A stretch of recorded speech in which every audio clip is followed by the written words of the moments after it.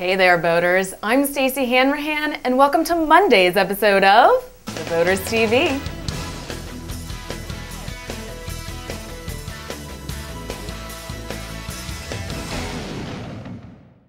First up, our captain's caption photo was provided by Dominic Greco. We'll reveal the caption of the day at the end of the show. Coming up in Smooth Sailing, it's a bird, it's a plane. Nope, it's a flying boat.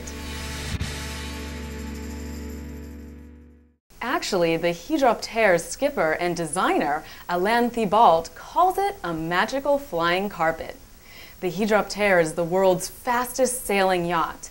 It has crossed the English Channel in just over half an hour, not much longer than it takes the Eurostar train to go under it. And this trimaran holds two world speed records: 41.69 knots on average over a nautical mile, and 44.81 knots over 500 meters. So what's its secret? The use of foils, or underwater wings, that cause the boat's hull to lift out of the water when a certain speed is reached. With the hull out of the water, drag is significantly reduced, allowing the vessel to go faster. Thibault and his crew have combined aeronautical and sailing techniques that allow Hydroptere to glide over the waves similar to a low-flying bird. The yacht first took flight in the fall of 1994 and has been setting records ever since. This summer, Thibault and crew intend to break the world wind-powered sailing speed record of 49.09 knots, set by a French windsurfer last month. And they believe the mythical 50-knot sailing speed barrier is obtainable with Hydroptere.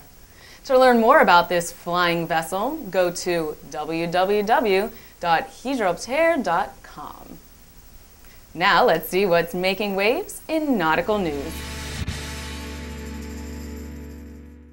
On this show, I often report on issues and regulations that only apply to boaters in the United States.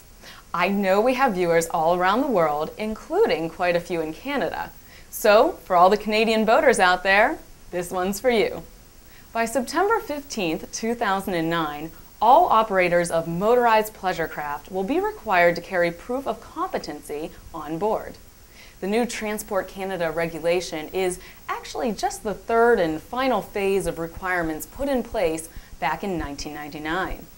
Already, any boater born after April 1, 1983, or anyone who operates a motorized recreational boat that is less than 4 meters long, must have proof of competency or risk fines up to $250. Proof of competency can be one of three things: a pleasure craft operator card, proof of having successfully completed a boating safety course in Canada prior to April 1, 1999, or a completed rental boat safety checklist. You can receive a pleasure craft operator card by passing an accredited test. You're not required to take a boating safety course before taking the test, but it is definitely encouraged. After all, the goal of the requirement is to reduce the number of waterway accidents and, ultimately, save lives. When renting a pleasure craft fitted with a motor, you're required to complete a rental boat safety checklist. This will serve as your proof of competency for the duration of the rental period.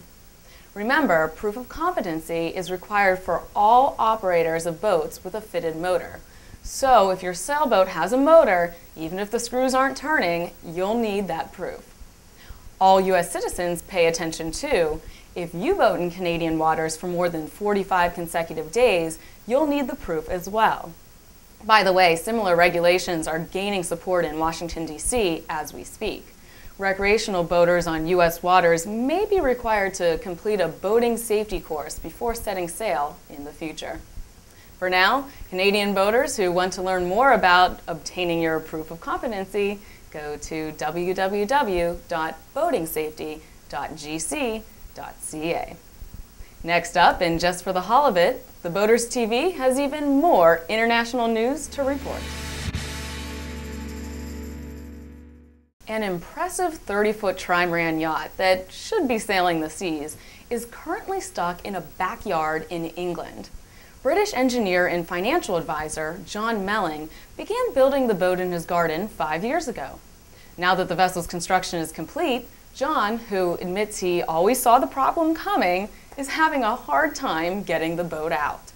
He thought of airlifting the 26-foot wide yacht, but will first try the use of a trailer and help from a whole lot of friends.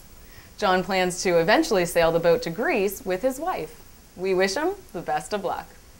In other Just for the Hull of It news, with hopes of winning gold at the 2008 Olympic Sailing Regatta in China this August, members of the Scandia Team GBR painted their bodies gold and posed for the camera. Britain is the world's top Olympic sailing nation, having won 45 medals within the sport and more golds than any other nation. Now it's time to reveal Stacey's TheBoaters.com Sealebrity profile pick of the day, which is Captain Laurie D and her 36-foot Uniflight Golden Summer. Laurie grew up cruising the coastal waters of southern British Columbia. She has great memories of boating on the Golden Summer with her family. And I'd like to add that Laurie is a fun person to talk to on the Boaters.com forums. Thanks for being part of the Boaters family, and congrats on your Sealebrity status. And finally today, the Captain's caption of the day is Cadillac Kayak, submitted by David Lester. And that'll do it for this episode of the Boaters TV. See you back here on Wednesday.